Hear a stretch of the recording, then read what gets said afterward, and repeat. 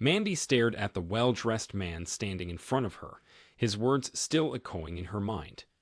"Amanda Black, you've been served," he'd said with a little sadness. The people in the office had grown deathly quiet, and for a moment Mandy thought time might have stood still. In her hand was the death warrant for her 5-year marriage. With a small sob, she slumped into a chair, clutching the paper. Slowly, the office began to come to life. The stares, the whispers, and all the disapproving looks started to build. Suddenly, Mandy heard her friend's soft voice beside her. "Mandy, come on," Kit said gently as she took her friend by the arm and stood her to her feet. "Let's get you into a conference room and out of this spotlight."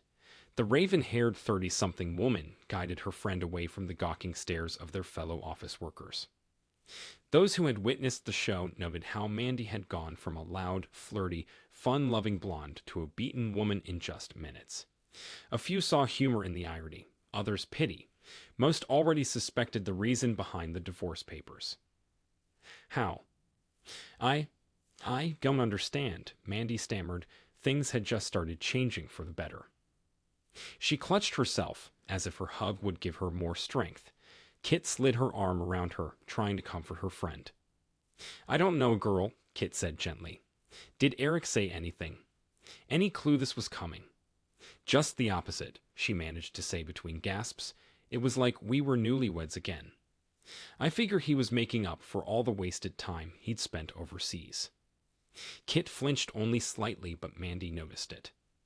Mandy replayed the last 4 months of her marriage in her mind. Since Eric came home from Afghanistan, their sex life had been incredible. It was even better than after he had returned from Iraq 2.5 years ago. He had been so passionate and physical. "Oh God," she thought to herself, "most times I can barely walk afterwards." She smiled sadly as she wiped a remaining tear from her eye. "It's been so hot and exciting. I mean, after I got back from that business trip last week," Mandy's smile warmed a little. "Oh my God, Kit, Eric just wore me out. We did it so much that I ended up begging him to stop." Mandy's smile disappeared when she looked at her friend's questioning face. "No, nothing happened when I was on that trip. I told you it was over," she retorted. Kit nodded but wasn't smiling. In a calm voice, she asked, "When was the last time Eric just held you, or simply spent time kissing and touching you? Sweetheart, when was the last time he gently made love to you?" She sat there in a daze, looking questioningly at Kit. "What?" With a determined sigh, Kit looked at her friend for a moment before going on. "Mandy," she asked bluntly, "was he making love to you or just sleeping with you?" Mandy's buried her face in her hands and sobbed deeply. But why? Why would he do that? She wondered, then suddenly froze. No, he couldn't know, could he?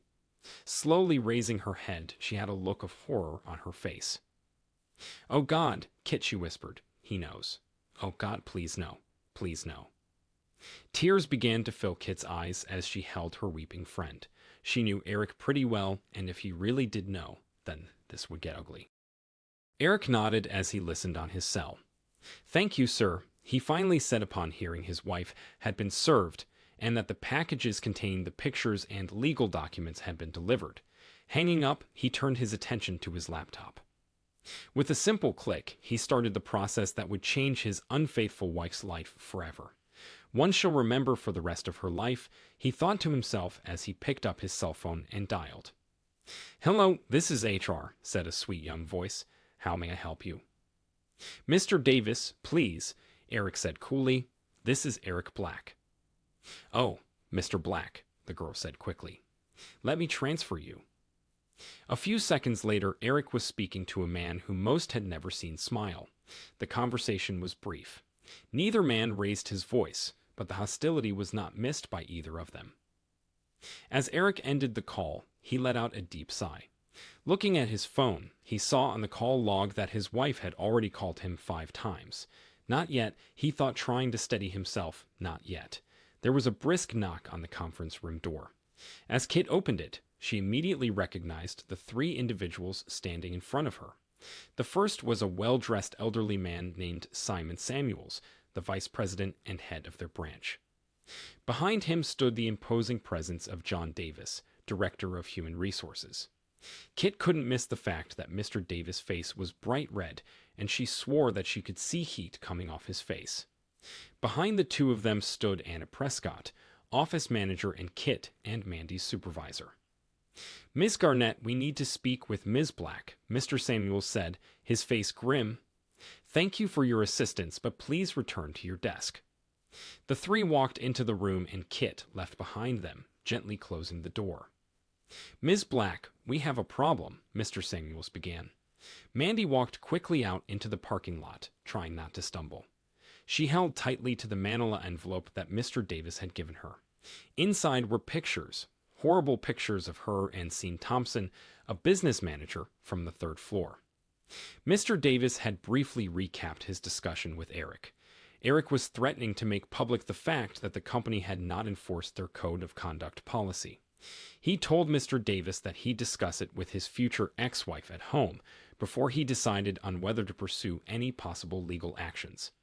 Mr. Davis informed her that they would be meeting with Sean next, but that she should get her ass home and talk with her husband before this all gets out of hand.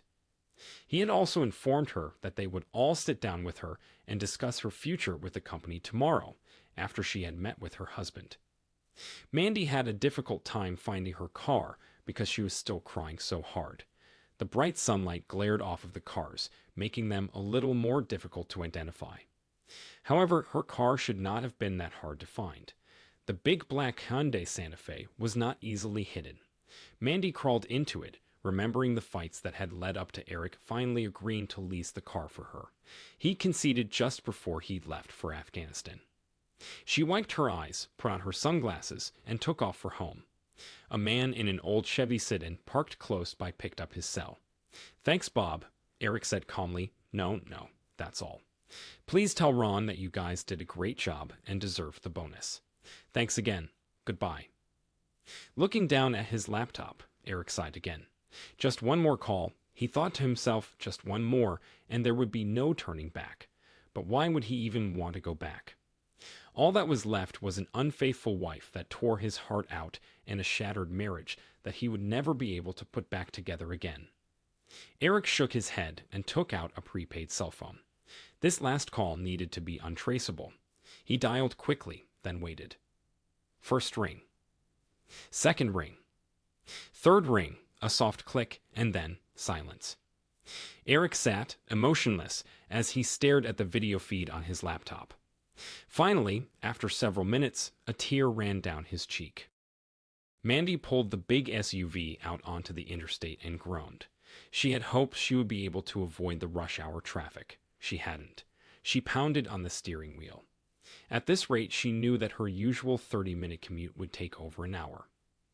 She thought about her marriage, about how unlikely she would be able to salvage any of it.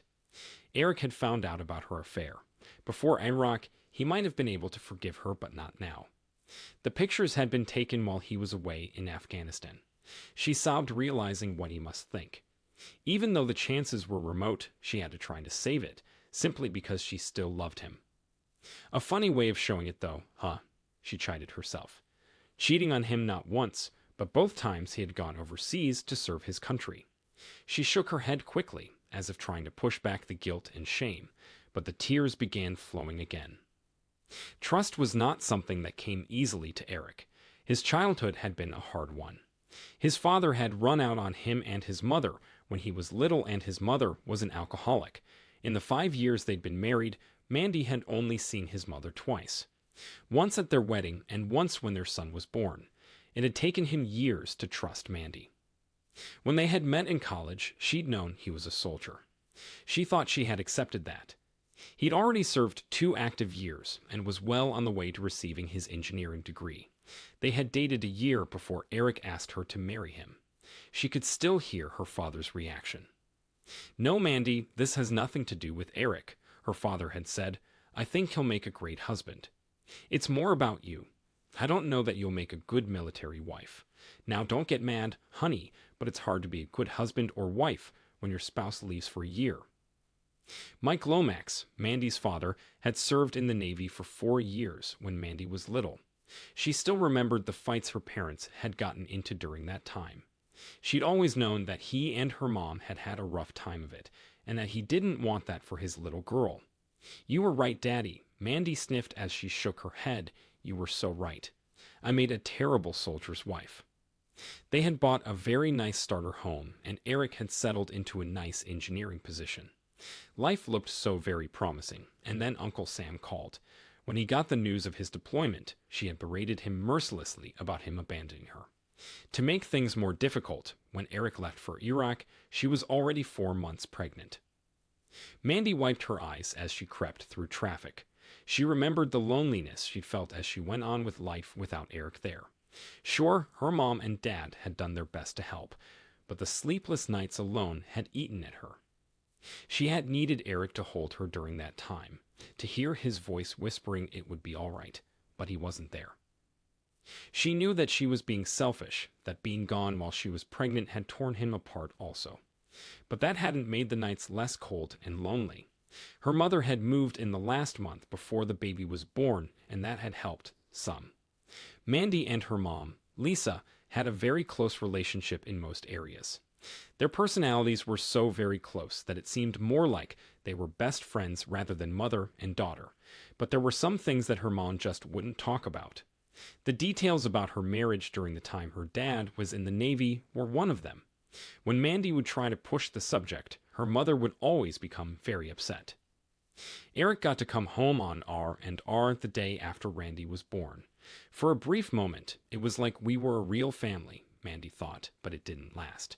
He left just 10 days later, and she was alone again. Her mother had seen some of the signs, and had begged her not to give in to them.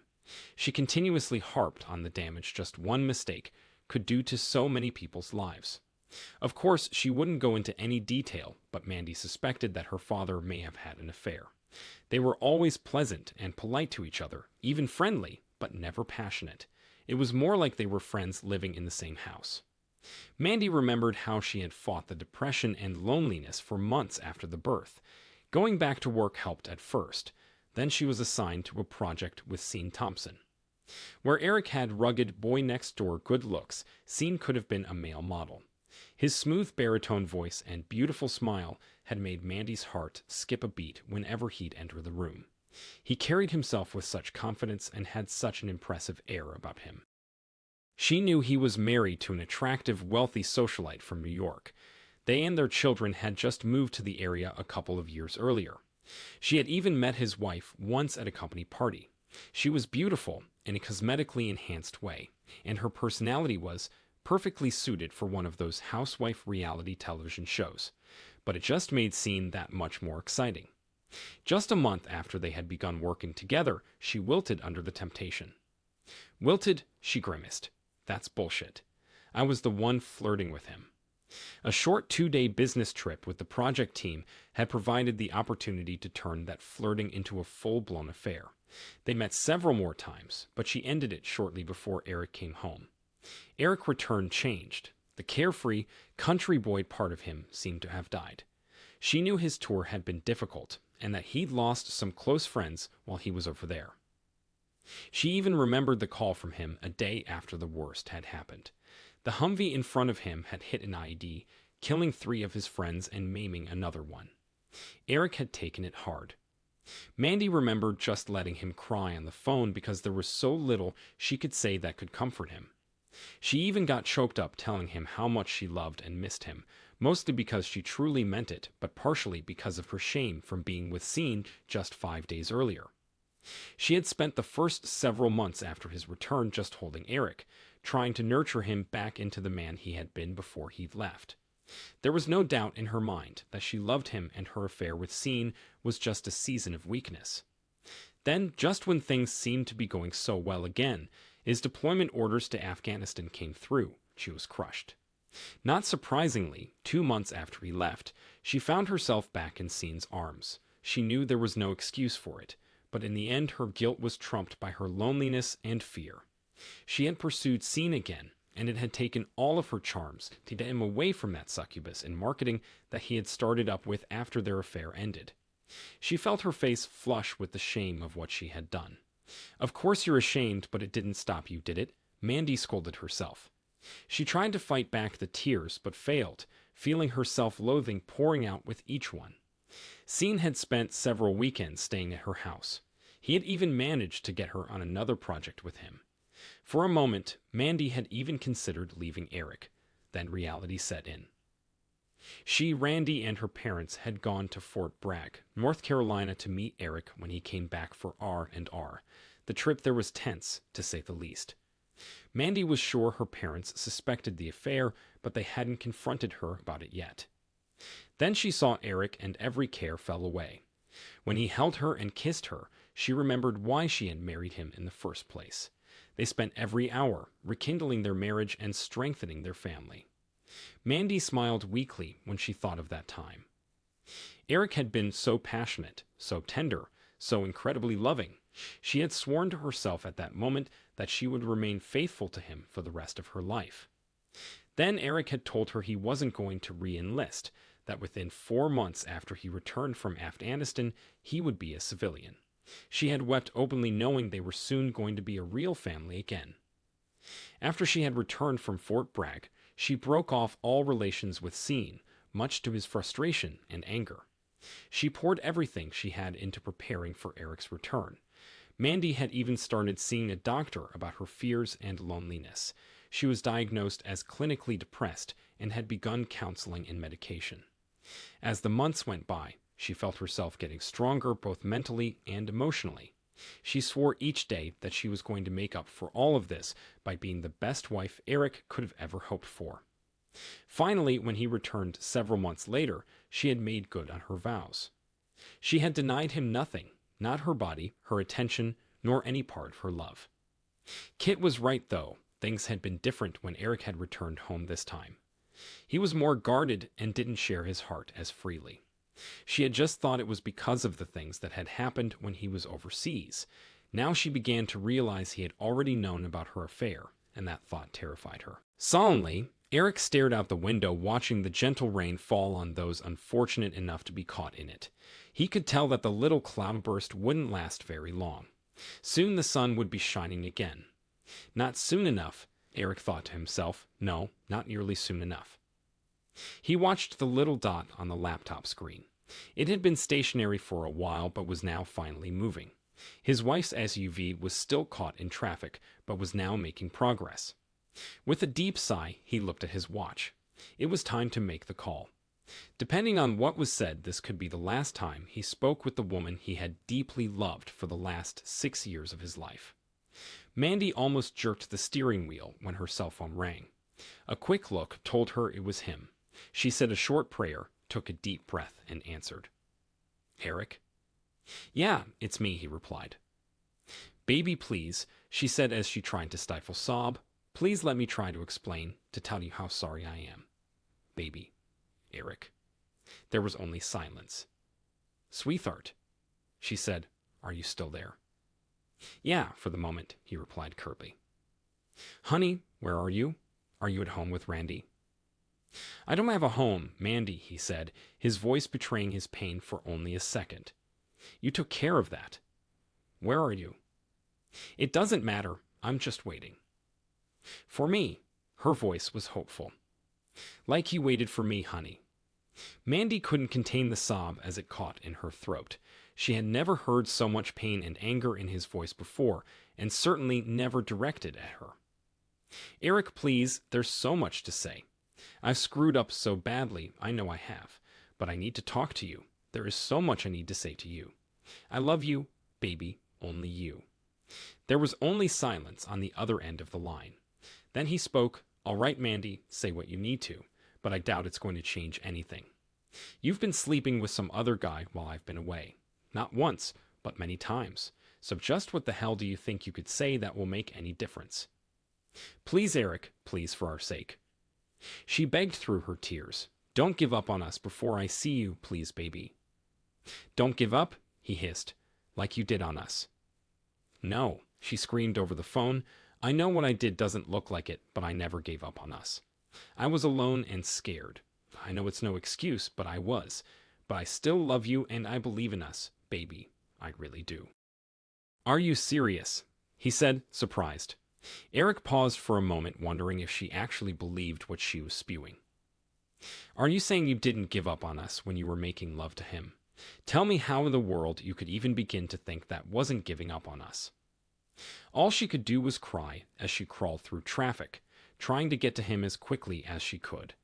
If she could just see him face to face, then he'd see the remorse she felt, and then there might be some hope.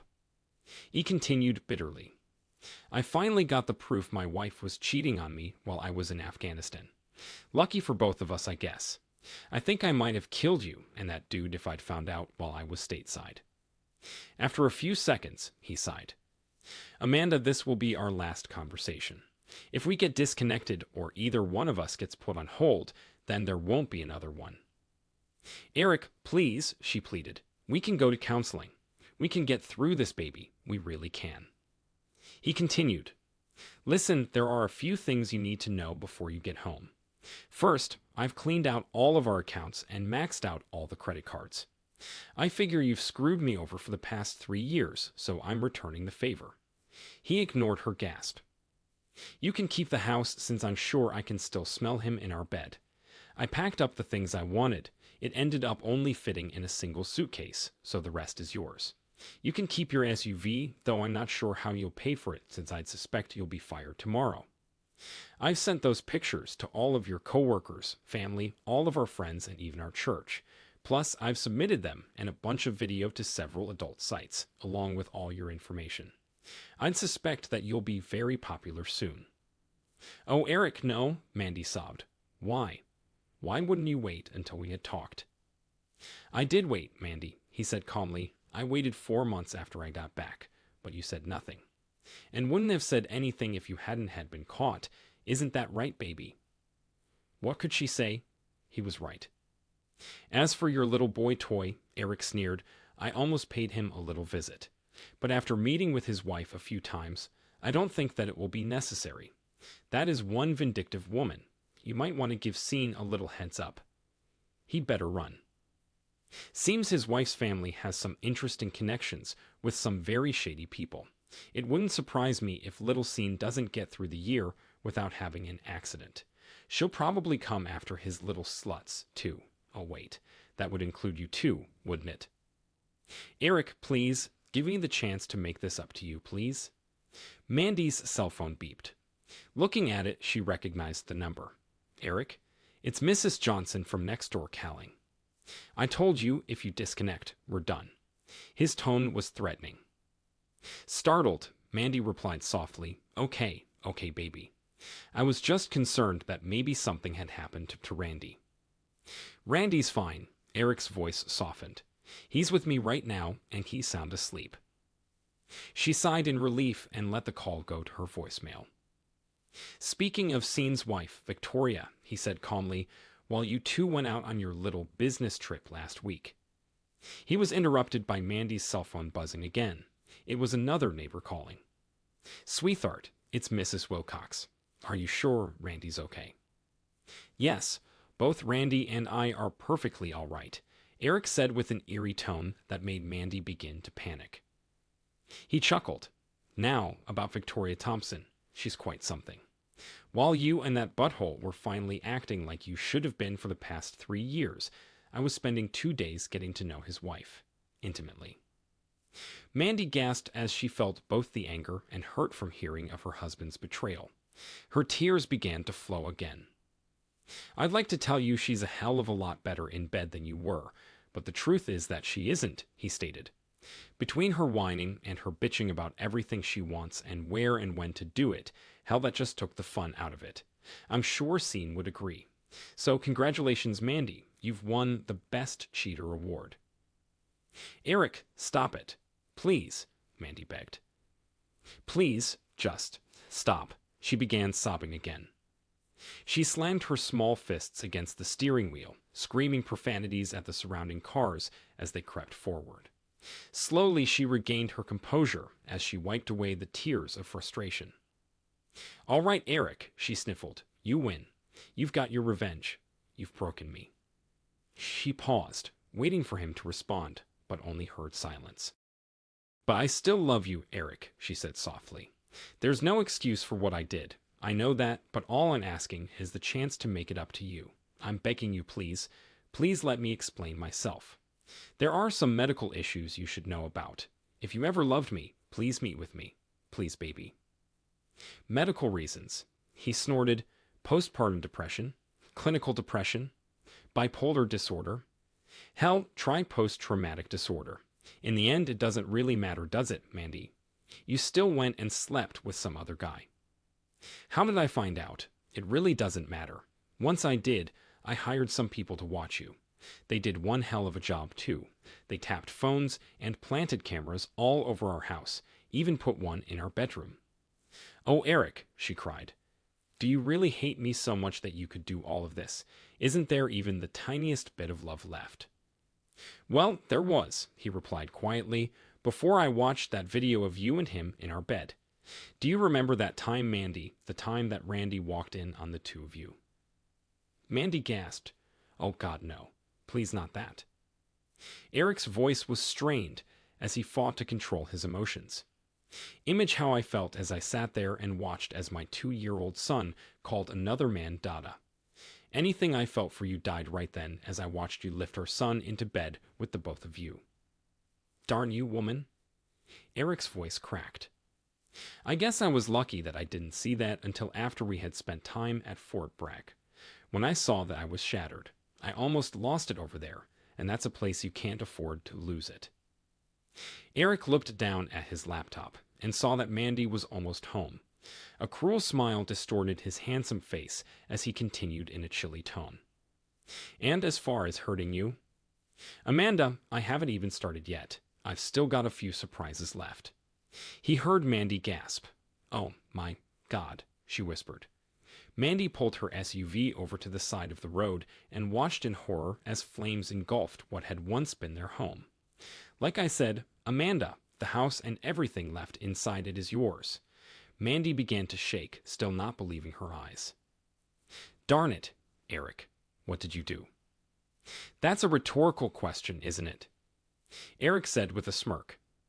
I was trained to build things in combat conditions, Mandy. Wouldn't it make sense? I might know a thing or two about destroying those things too. Where's Randy? She yelled. Eric, where is my son? Our son is sitting about 3 feet from me asleep in his car seat. So tell me, he said tauntingly, can you read the message I left on our front yard? What?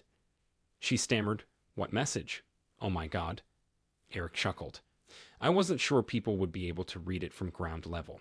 But the news helicopters, they should enjoy the words "see-eating loser" burned into the front lawn.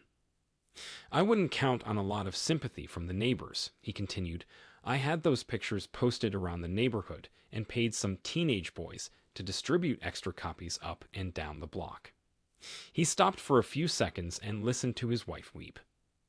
Mandy, you might want to consider, Eric said bitterly, where you're going to sleep tonight and in the near future. I guess you could sleep in your SUV until they come and repo it. Or maybe, no, I doubt Scene will be able to help you. I'm sure Victoria is flaying him alive by now. I guess that just leaves your parents. He chuckled. I wonder how your dad will feel about having 2 sluts living under his roof. What? Mandy whimpered through her sobs. Mandy, how stupid are you really? You always told me that you thought your dad had cheated on your mother when he was in the Navy. Hell, it was your mother who cheated on him. Mom, she said, her voice shaking. Eric laughed cruelly. Oh, hell yeah. He told me a little about it after I came home from Iraq. Now why do you think he'd do that, Mandy? You think maybe he suspected his little baby girl was cheating on her husband just like her mama had done to him.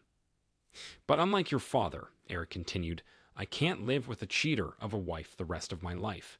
Maybe he stayed for you or maybe he still loved her. I don't know. That's his decision. Mine is to start again and hopefully find a woman that I can spend the rest of my life with. I'm sure I'll find someone who can love me, be faithful, and make a good mother to Randy. Please, Eric, Mandy sobbed. I can be that kind of wife. Just give me another chance to show you. And I'm already a good mother to Randy. I'm the only mother he needs. I guess that's something the courts will have to decide, isn't it? He said calmly. Of course, the fact that I've burned down our house and have effectively bankrupted us probably won't go in my favor. Eric watched as a young man wearing a jersey and ball cap got out of a cab and stood on the curb looking in his general direction. Eric flashed his headlights twice, and the kid began walking towards him. "All right, Mandy," Eric said calmly, looking at his watch. "There's a few things you still need to know, and there isn't much more time, so listen very carefully. First, that your bosses shouldn't get too excited by my threats. However, Victoria is filing a similar lawsuit and will probably win. I think the courts will really like her and all the evidence that I've given her. As for me," Eric cleared his throat, "well, I don't like my chances in court, so I've accepted a job overseas. I think Randy and I will like it pretty well." "No." Mandy screamed into the phone. "You can't take my baby." "Actually, he's my son, and I can." "No, Eric, please," she begged. "He's my son, too." "Amanda," he said calmly, "he won't even remember you after a few years. I don't remember my dad. But don't worry, I'll send pictures of him to you at Christmas, and we'll even call on Mother's Day and his birthday. Since we won't know where you'll be, we'll just call your parents." Mandy wept bitterly as she realized the hopelessness of her situation. Eric sat for a moment, concerned and somewhat disturbed by his own actions. He knew he had no intentions of sending any pictures or calling her ever again.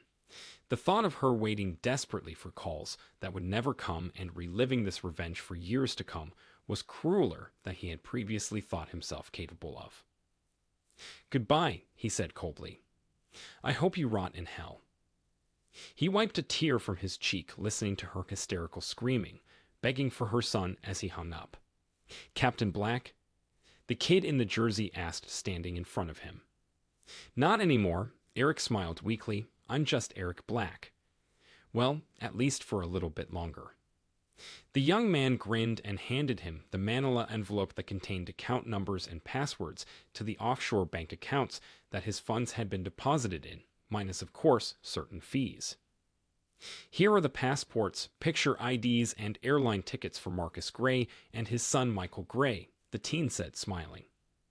Eric smiled a little more and began placing his old IDs and the 2 Shazam cards from the cell phones into a small metal bucket. With a smirk, he took a lighter and melted them into a small puddle of blackened plastic. He then took a small hammer and smashed both cell phones and tossed the remains into the bucket. Satisfied with his handiwork, he threw the entire bucket into a dumpster. "That felt better than I could have ever imagined," Eric grinned as he handed the hammer and lighter to the man. He quickly took out the keys to the car and handed them over to the kid. "Tell Bob and Ron thanks for the rental," he said softly. "Who?" the young man asked with a huge smile on his face. "My apologies," Eric chuckled. "I must have been mistaken." A few minutes later, Eric was checking his bags at an airline. He couldn't help smiling as he thought about what the next few weeks held for him and his son. His contract didn't begin until next month, so they were going to spend a couple weeks on a secluded beach with an attractive lieutenant he had met while in Afghanistan. They'd only been friends when he'd gotten proof that his wife had been cheating. Now Eric was eager to see if there was something more there. "Mr. Gray?" The man behind the check-in counter said politely, "You and your son have a wonderful flight." Marcus Gray and his son walked down the concourse